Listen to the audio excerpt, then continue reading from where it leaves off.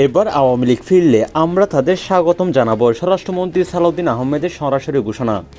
বাংলাদেশ সরকারের স্বরাষ্ট্রমন্ত্রী ও বিএনপির স্থায়ী কমিটির সদস্য সালাউদ্দিন আহমেদ আজ একটি অভূতপূর্ব ইতিবাচক ঘোষণা দিয়ে দেশ জুড়ে আলোড়ন সৃষ্টি করেছেন। তিনি সরাসরি বলেছেন, সংসদের মধ্যে আওয়ামী লীগ ফিরলে আমরা তাদের স্বাগতম জানাবো এবং ৭২ সংবিধান আমরা অব্যাহত রাখবো।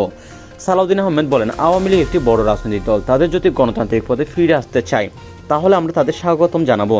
দেশের গণতন্ত্রকে শক্তিশালী করতে সব দলের অংশগ্রহণ প্রয়োজন।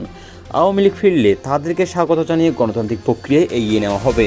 তার এই ঘোষণা বিএনপি সরকারের অভ্যন্তরে রাজনৈতিক মহলে ব্যাপক তোলপাড় সৃষ্টি করেছে। যিনি অতীতে আওয়ামী লীগের বিরুদ্ধে কঠোর অবস্থান নিয়েছেন, তার মুখ থেকে এমন স্বাগতম জানানোর ঘোষণা অনেকের কাছে অপ্রত্যাশিত।